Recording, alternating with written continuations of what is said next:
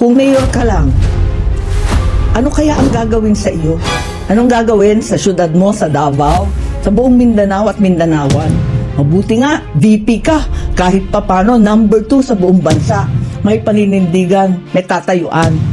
At least, kahit papano, kahit inaape, kahit ini-impeach, VP ka pa rin. Nasa posisyon kang tumulong sa iba at ipaglaban kaming lahat. Ano na?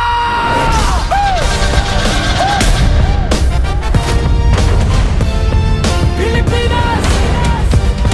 Ano na? Andito na si Boss Rick! Yan ang pag-uusapan natin sa video nito sapagkat itong si Senator Amy Marcos ay humingi ng tawad kay Inday VP Sara at siyempre kay dating Pangulong Duterte. Ano nga bang sinasabi nito? Ipagpatuloy natin yung matter. Bakit tayo magsimula rito? Shoutout po muna sa lahat ng mga subscribers, mga viewers, silent viewers, mga suki nating commenters dyan. At siyempre pa yung ating mga sniper na talaga naman gumagawa ng kanilang kaukulan. Maraming salamat sa inyo at shoutout po sa inyo lahat. Ngayon, ito yung pag-uusapan natin. Sapagkat kagaya ng sinasabi natin dito, napakainit na politika rito sa Pilipinas. Alam naman natin na ngayong araw na ito ay tinatawag nilang mahal na araw. Pero hindi ibig sabihin nakasali tayo dyan. Kaya tayo gumagawa ng ganito. Nililiwanag lang po natin dito kung ano man ang mapanood natin sa video na ito. Hindi po kasali si Boss Rick sa kanilang ginagawang pag-celebrate. Kung ano man ang kanilang ginagawa ngayong mga panahon na ito. Ang ginagawa lang natin dito, ipinapakita lang natin at bibigyan natin ng mga reaksyon yung mga sinasabi tungkol sa video na nilalaman nating mapapanood. Ngayon, bakit tayo magsimula rito? Bati mo na ganun isa. Magandang umaga po, Luzon, Visayas at Mindanao. At syempre pa sa mga kapatid natin, mga kababayan natin na nasa iba't ibang panig ng mundo. Magandang umaga, magandang tanghali, magandang hapon, magandang gabi po sa inyong lahat dyan. Kamusta na po kayo? Sana po nasa mabuting kalagayan kayo kahit na alam namin na magpasanggang ngayon, nagkakagulo pa rin dyan sa mga lugar na kung saan sa Israel, Iran at Amerika. Ngayon, panoorin natin ang video na ito para mamaya bibigyan natin ng reaksyon. Ano nga ba ang sinasabi nitong si Senator Amy Marcos? Kaya natin bibigyan ng malupitang reaksyon nito sapagkat napapanahon ko ito. Kaya panoorin ninyong video na ito at syempre isasali natin dyan yung mga suki natin dito na nanonood sapagkat sila ay nagpapabate. Kagaya nito from lokal ng Southern California, Anaheim, Orange Country. Galing po ito kay kapatid na Susan Soriano. Shoutout po sa inyo dyan kapatid. At meron pa rito, happy viewing to all brethren. Sa lahat daw po ng mga nanonood, binabati kayo ni kapatid na Oliver Negredo.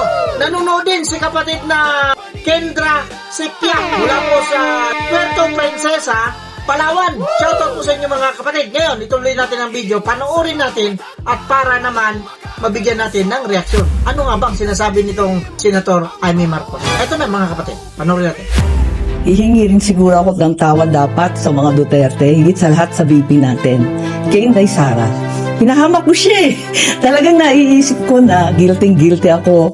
Sana nananahimik sa Davao yun. Oo nga naman. Kasi nga itong si Mayor Inday Sara, noon eh mayor lang ito doon sa Davao. Kaya naman tumakbo ito bilang Pangulo sana ng Pilipinas at naging pangalawang Pangulo nga ng Pilipinas sa kagustuhan po ng taong bayan. Lahat po ng mga taong bayan noon eh gustong-gusto siyang maging Pangulo ng ating bansa. Isa na po dyan si Senator Amy Marcos. Kaya nagigilty siya sa kanyang sarili. Ituloy pa natin kung ano ba sinasabi niya. Mayor siya, walang kalaban-laban, walang hassle, walang gulo. Si Presidente, si Tatay Digong, nandito sana sa piling natin. Yun na nga eh. Hindi po ba mga kababayan, mga boss?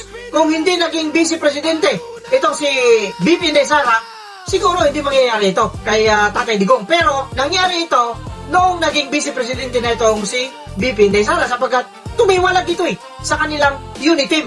Yung unit team noon, naging uni na lang or naging team na lang, wala na si uni. Umalis na. Ituloy natin. Dami kong pagsisisi. Pero sa totoo lang, naisip ko rin, at nung kinakausap ko pa si VP noon, noong 2021, wala siyang kabalak-balak tumakbo para sa national. Nakarehistro na nga siya para mayor. Sinabi ko sa kanya unang-una, Totoo naman. Kasi nga ang balak niya talaga, gusto niya kumandidato bilang mayor doon sa Davao City. Pero sa dami ng tao na nag-uudyok sa kanya na maging Pangulo ng Pilipinas, napilitang tumakbo. Ang problema, hindi bilang isang Pangulo, kung hindi isang busy kayang tao noon eh. Na-confuse ang tao noon. Nagtataka tayo, bakit naging Vice Presidente siya samantalang siya ang gustong maging Pangulo ng ating bansang Pilipinas? O ituloy natin. Hindi mo dapat biguin ang napakarami na sumusuporta sa'yo. Napakadami namin na tinutulak ka, na ikaw ang inaasahan, na ituloy ang pagbabago na sinimulan ng ama mo. You can't disappoint us. Maraming umaasa. Ikaw lang yung tanging pag-asa ng nakararami. Ikalawa, hindi tayo sigurado kung anong mangyayari. Tignan mo yung pamilya ko. Tama naman, ang dami talagang may gusto na itulak si Inday BP Sara na noong dating mayor ng Davao na maging presidente ng Pilipinas. Ang problema, nangyari nga, tumakbo nga ito sa national eleksyon. Ang problema, bumaba, imbis na Pangulo, naging pangalawang Pangulo. Pero, siyempre, binoto pa rin siya ng taong bayan sapagkat yun naman talaga gusto ng mga tao. Dahil naniniwala sila na sa kanilang tambalan bilang unit team ni PBBM noon ay maganda. Pero, ano ang nangyari ngayon? Yan ang tanong natin mamaya. Ito, tuloy muna natin ito. Hindi mo naman iisipin na darating ang araw na uupakan kayo, yuyurakan ng pangalan. Talagang aping-api ang pamilya. Ganyan ang politika, brutal. Ngayon, nag-uusap kami. Sabi nga niya, pag nayayamot, sasabihin sa akin, kasalanan mo to dinamay-damay mo pa ako Sabi ko talaga, dinamay kita para hindi ko naman akalain magkakaganito. Higit sa lahat, isipin natin, kung mayor ka lang, ano kaya ang gagawin sa iyo? Anong gagawin sa syudad mo, sa Davao, sa buong Mindanao at Mindanawan? Mabuti nga, VP ka, kahit papano, number 2 sa buong bansa. May paninindigan, may tatayuan. At least, kahit papano, kahit inaapi, kahit ini-impeach, VP ka pa rin. Nasa posisyon kang tumulong sa iba at ipaglaban kaming lahat. Yun ang sinasabi niya dito, di ba? Oo nga naman. Ano nga kaya ang mangyayari sa kanya kung siya ay mayor lamang sa Davao City? At ganito nga ang nangyari sa kanyang ama, pinadala doon sa dahig. Pero, masasabi natin dito, ito, opinion ko lang ito. Kung ano ang opinion ninyo, anong reaction ninyo, comment ninyo dyan sa baba. Para sa akin, para sa ganang akin lamang, kung naging mayor lang ito si VP Inday Sara, siguro naman, hindi madadala si PRRD doon sa dahig. Bakit? Bakit kanyo? Siyempre, hindi sila magkakalaban Hindi po ba? Hindi sila magkakaroon ng tinatawag nating away politika. Kasi nga, nandun, Pangulo si PBBM, at ito naman si Inday BP Sara, mayor lamang ng Davao. So hindi sila magkaroon, kagaya ng nangyari, nung naging vice-presidente nga siya, at nagkalabasan yung kanilang mga sikreto. At doon lumabas hanggang sa nag-away, magpasanggang ngayon, naging mortal silang magkaaway sa politika. Yan ang sinasabi ni Senator Amy dito. Ngayon, panoorin natin ang isa pang video na si Senator Amy pa rin humihingi ng tawad sa kanyang ama naman. Bakit kaya siya humingi ng tawad sa kanyang ama? Panoorin lang natin ang video, saglit lang ito. Eto na. Nung buhay pa yung tatay ko, ganitong panahon ng magsisemana Santa, nawawala na yon.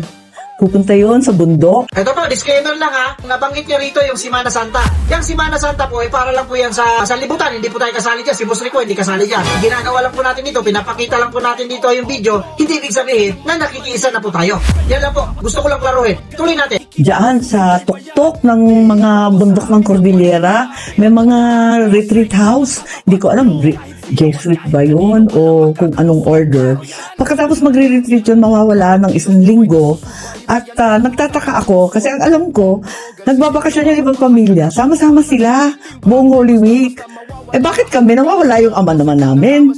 Tinanong ko siya, ba't ganon? Sabi niya, kailangan tuwing Holy Week, babalikan mo yung buong taon kung kanino ka magpapatawad, kung sino ang patatawarin mo, kanino ka nagkulang, at sino nagkulang sa'yo, pero kakalimutan mo na yon. Tapos, hihingi ka ng guidance sa Holy Spirit na kung paano gagawin na mas okay ka sa susunod na taon. Yun ang naaalala ko. At sinabi rin niya sa akin, kahit bata pa ako, isipin mo rin, who do you have to forgive? Who do you have to ask forgiveness from? At yun naman dapat iniisip lagi. Ngayon, iniisip ko na ang dapat ihingi ko ng tawad. Sa tatay ko, ihingi ko ng tawad na hindi ko nagampanan. Yung utos niya, yung habilin niya, paulit-ulit, hindi lang naman nung tumanda siya at mamamatay na. Kundi talaga buong buhay yata namin. Parating binibilin si Bongbong. Bantayan mo yung kapatid mo. Parating sinasabing ganon. Hindi ko nabantayan Kaya dad, sinubukan ko talaga. Pinagpilitan ko. Nayayamot na nga sa akin si Bongbong. Alam ko naman. Pero hindi ko talaga kinaya. Maraming humaharang. maraming nagbabawal, maraming naninira. Hindi na kami nagkausap ng matagal at hindi ko nababantayan. Kaya nagkulang ako. Talagang pinilit ko. Kaya humihingi ako ng tawad. Hindi ko kinaya eh. Ayun, maliwanag. Humihingi siya ng tawad kasi hindi niya nabantayan yung kanyang kapatid na si PBBM na ngayon nga ay presidente ng bansang Pilipinas. Ang problema rito, pinalusot ba ito ni Claire Castro, yung defensor dyan sa Malacanang? Pinalusot ba ito? Yung pahayag ni Senator Amy Marcos? Panoorin natin kung ano naman sinasabi ni defensor. Defensor na ang apelido nito ngayon, imbis na Castro, naging defensor sapagkat siya po ay dumidepensa dyan sa Malacanang. Panoorin natin kung ano sinasabi niya rito tungkol kay Senator. Ang sabi niya ay hindi nabantayan. Sino kaya talaga ang hindi nabantayan ng magulang at sino ba talaga ang hindi nabantayan ang kapatid? Kung mapapansin ninyo dito, habang nagsasalita ito si aling defensor, tila bagang magkasama sila lagi talaga ni PBBM. Hindi po ba mga kababayan at mga boss na tinatanong niya si Senator Amy rito kung sino ba ang hindi talaga nabantayan. O tuloy pa natin. Unang-una po, ang Pangulo, hindi po ito nagbumura, hindi ito nagme-meltdown, Pinagmamalaki niya kasi nga hindi ito nagmumura at hindi rin ito nagme-meltdown. Ano pa? publiko, at hindi po ito nagbabanta sa buhay ni Numan. Hindi nagbabanta sa buhay ni Numan. Parang may pinaparinggan natin ito si Claire Defensor. Kasi nga, di ba, nag-gets ninyo mga kababayan at mga boss, yung ibig niya sabihin dito. Ako nag-gets ko eh. Ewan ko lang sa inyo. I-comment niyo dyan sa baba. Tuloy pa natin. Ang Pangulo po ay ikinasal, may pamilya, hanggang ngayon, faithful sa asawa. Faithful sa asawa. Para sa akin lang yan, ha? Ang makakapagsalita lang sana niyan, ang makapagsabi lang sana talaga niyan, yung kanyang asawa mismo. Pero itong si Auntie Claire, ano ba talaga ang role nito? Asawa ba ito? Para kasi kumasta siyang asawa kasi ang siya nagsasabi na faithful na asawa. Si PBBM. Ako'y nagtatanong lamang, ha? Kayo mga kapatid, mga kababayan at mga boss. Tuloy pa natin. So, sino po kaya ba ang naging pasaway? Sino po kaya ang dapat na binantayan? Yun, maliwanag. Maliwanag yung sinabi niya. Sino ba talaga ang kailangang bantayan? Hindi po ba mga kababayan at mga boss? Sa akin, bilang reaction ko rito, ang makakapagsabi lang kasi ng, sa isang tao na faithful siya, walang iba kundi yung kanyang asawa, maging babae man yan o maging lalaki. Pero itong si Auntie Claire, defensor, parang hindi siya applicable doon eh. Bakit? Hindi niya naman asawa. Si PBBM, hindi po ba mga kababayan at mga boss? O, ano sa palagay ninyo? Hindi po ba?